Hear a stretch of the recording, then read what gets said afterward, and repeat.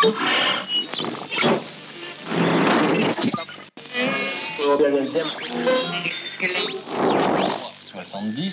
deuxième était le...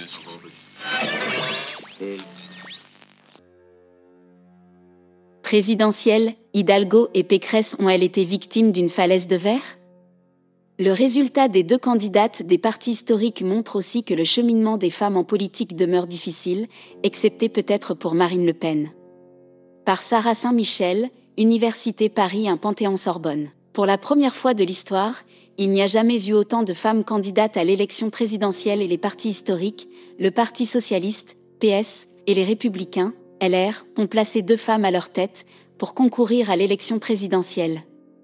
Valérie Pécresse, LR, battue dans les urnes ce dimanche 10 avril avec un score de 4,79%, ne cache plus sa fatigue et son épuisement. Elle témoigne que rien ne lui a été épargné durant cette campagne.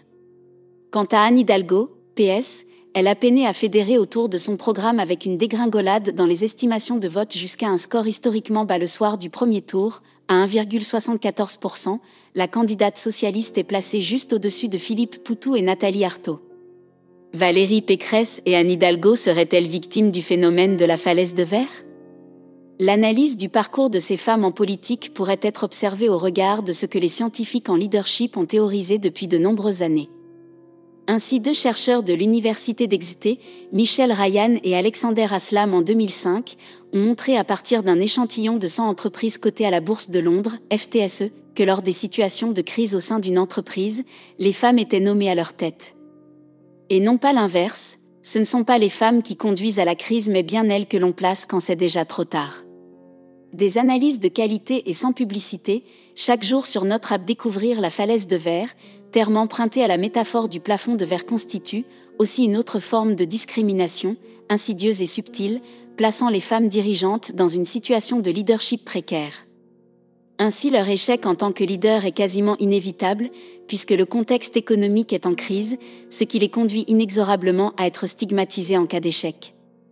Il semble que les candidates du PS et des LR aient été placées au bord du précipice, dans une course électorale difficile à gagner. D'ailleurs, les travaux de Clara Kulich suggèrent que placer les femmes à la tête d'une entreprise en crise est observé comme un symbole de changement, voire même de bouc émissaire pour expliquer un échec, dans certains cas. Depuis l'élection d'Emmanuel Macron en 2017, les partis traditionnels ont traversé une crise politique majeure. Positionner 2 femmes qui ont pourtant gagné des élections régionales pour Valérie Pécresse et la mairie de Paris pour Anne Hidalgo, les a conduits malgré tout à l'échec. La falaise de verre s'est illustrée tout au long de leur campagne présidentielle. Au PS, Anne Hidalgo a obtenu le soutien timide d'Olivier Faure. Le premier secrétaire reproche cependant à sa candidate de ne pas en faire assez. Anne Hidalgo l'accuse de son côté de ne pas assez la défendre. Le maire de Dijon et socialiste François Rebsamen évoquait d'ailleurs que le Parti socialiste tire la candidate vers le bas au vu de la crise qu'il traverse. Difficile dans ce contexte pour Anne Hidalgo de faire des miracles et de redresser une situation déjà critique depuis le quinquennat de François Hollande. Quant à Valérie Pécresse, elle s'est vue reprocher tout au long de la campagne son manque d'authenticité. Bien que très consciencieuse, connaissant son programme sur le bout des doigts, elle a été victime du syndrome de la bonne élève, ses détracteurs critiquant son manque d'incarnation de la fonction présidentielle, ce qui a contribué à la discréditer. La campagne présidentielle n'a pas permis aux femmes de se détacher à côté des autres candidats. Bien au contraire, cette campagne a mis en exergue les biais invisibles, comme la falaise de verre, rencontrée par les femmes dirigeantes. D'ailleurs, Michel Ryan et Alexander Aslam soulignent qu'en cas d'échec, la dissonance entre les attentes stéréotypées de leadership, fermeté, puissance, et les stéréotypes féminins, douceur, bienveillance, est alors renforcée. L'échec conduit alors à discréditer les femmes aux positions de leadership. Exercer du leadership lorsque l'on est une femme constitue une difficulté particulière parce que les attentes sociales apposées aux femmes, de douceur et de sympathie, sont en contradiction flagrante avec les attentes de leadership, de pouvoir et de domination. Par conséquent, un article publié dans la revue The Leadership Quarterly en 2018 suggère que les femmes qui parviennent à asseoir leur leadership et à le voir reconnu par les suiveurs savent gérer avec dextérité des injonctions paradoxales contradictoires. Être à la fois ferme et compétente, tout en faisant preuve de douceur et de sympathie. Le problème est que ces qualités sont souvent vues comme opposées et difficiles à mettre en place, en même temps. Il semblerait ainsi que seule Marine Le Pen soit parvenue à gérer ces tensions contradictoires.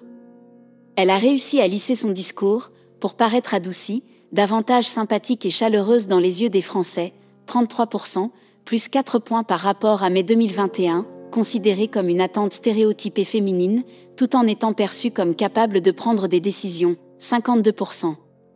Le Point, 17 janvier 2022, attente stéréotypée de leadership.